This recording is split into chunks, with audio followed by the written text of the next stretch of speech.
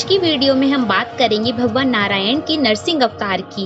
कैसे भगवान नारायण ने अपने प्रिय भक्त प्रहलाद के लिए नरसिंह अवतार लिया और हिरण्यकश्यप का वध किया। अपने प्रिय भाई हिरण्याक्ष के वध से संतप्त होकर हिरण्यकश्यप दैत्यों और दानवों को अत्याचार करने की आज्ञा देकर स्वयं महेंद्राचल पर्वत पर चला गया। उसके हृदय में वैर की आग धधक रही थी, अतः वह भगवान विष्णु से बदला लेने के लिए ब्रह्मा जी की घोर तपस्या करने लगा। इधर हिरण्यकश्यप को तपस्या में रत देखकर देवराज इंद्र ने दैत्यों पर चढ़ाई कर दी। दैत्यगण राजविहीन होने के कारण युद्ध में पराजित हुए और भागकर पाताल लोक में शरण ली। इंद्र ने राजमहल में प्रवेश करके हिरण्यकश्यप की पत्नी कयाधु को बंदी बना लिया। उस समय वह गर्भवती थी, इसलिए इंद्र उसे साथ लेकर अमरावती की ओर जाने लगे। रास्ते में उनकी देवऋषि से भेंट हो गई। नारद जी ने कहा, देवराज इसे कहाँ ले जा रहे हो? इंद्र ने कहा, देवर्षि, इसके गर्भ में हिरण्यकश्यप का अंश है, उसे मारकर इसे छोड़ दूंगा। यह सुनकर नारद जी ने कहा, देवराज इसके घर में बहुत बड़ा भगवत भक्त है, जिसे मारना तुम्हारी शक्ति के बाहर है, अतः इसे छोड़ दो। नारद जी के कथन का मान रखते हुए इंद्र ने कयाधु को छोड़ दिया और अमरावती चले गए। नारद जी कयाधु को अपने आश्रम पर ले आए और उससे बोले, बेटी तुम यहाँ तब तक सुखपूर्वक निवास करो जब तक तुम्हारा पति तपस्या से नहीं लौट आ जाता। समय होने पर कयाधु ने एक पुत्र को जन्म दिया, जिसका नाम प्रहलाद रखा गया। इधर हिरण्यकश्यप की कठोर तपस्या से ब्रह्मा जी प्रसन्न हो गए और उसे मनचाहा वर मांगने को कहा। यह सुनकर हिरण्यकश्यप बोला, प्रभु यदि आप मुझे अभीष्ट वर देना चाहते हैं तो ऐसा वर दीजिए कि आपके बनाए हुए किसी भी प्राणी से, चाहे वह मनुष्य हो या पशु, देवता हो या दैत्य अथवा नाग, किसी से भी मेरी मृत्यु न हो। भीतर बाहर, दिन में अस्त्र शस्त्र से, पृथ्वी या आकाश में कहीं भी मेरी मृत्यु न हो। युद्ध में कोई मेरा सामना न कर सके।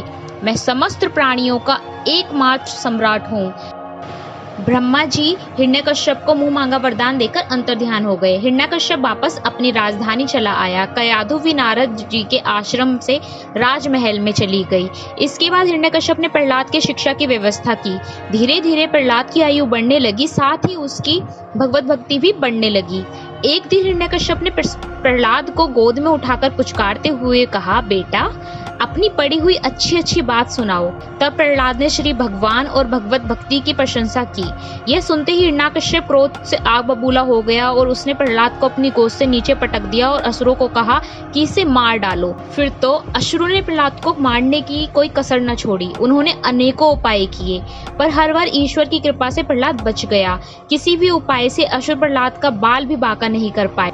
एक दिन गुरु पुत्रों की शिकायत करने पर हिरण्यकश्यप ने प्रहलाद को राज दरबार में बुलाया और उसे तरह तरह से डराने लगा। फिर उसने कहा, रे दुष्ट, जिसके बल पे तू इतनी बहकी बहकी बातें करता है ना, तेरा वह ईश्वर कहाँ है? वह यदि सर्वत्र है तो मुझे इस खंबे में क्यों नहीं दिखाई देता? तब प्रहलाद ने कहा, मुझे तो वो इस खंबे में भी दिखाई देते हैं।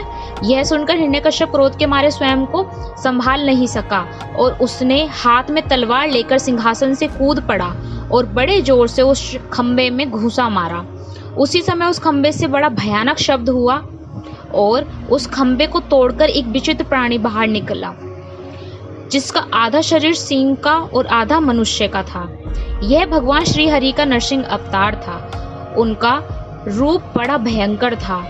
उनकी तपाए हुए सोने के समान पीली पीली आंखें थीं। उनकी दाढ़ें बड़ी विकराल थीं और वे भयंकर शब्दों से गर्जन कर रहे थे। उनके निकट जाने का साहस किसी में भी नहीं था। यह देखकर हिरण्यकश्यप सिंहनाद करता हुआ हाथ में गदा लेकर नरसिंह भगवान पर टूट पड़ा। तब भगवान के हिरण्यकश्यप के साथ कुछ देर तक युद्ध लीला करते हुए और अंत में उसे झपटकर दबोच लिया और उसे सभा के दरबार पर ले जाकर अपनी जांघों पर गिरा लिया और खेल ही खेल में अपनी नखूनों से उसके कलेजे को फाड़कर उस पृथ्वी पर पटक दिया। फिर वहां उपस्थित अन्य असुरों और दैत्यों को खदेड़ खदेड़ कर मार डाला। उनका क्रोध बढ़ता ही जा रहा था। वह हिरण्यकश्यप की ऊंची सिंहासन पर विराजमान हो गए। उनकी क्रोधपूर्ण मुखाकृति को देखकर किसी को भी उनके निकट जाने और उनको प्रसन्न करने का साहस नहीं हो रहा था। हिरण्यकश्यप की मृत्यु का समाचार सुनकर उस सभा में ब्रह्मा, इंद्र, शंकर सभी देवगण, ऋषि मुनि, सिद्ध, नाग, गंधर्व आदि पहुंचे और थोड़ी दूरी पर स्थित होकर सभी ने अंजलि बांधकर भगवान की अलग अलग प्रकार से स्तुति की, पर भगवान नरसिंह का क्रोध शांत नहीं हुआ।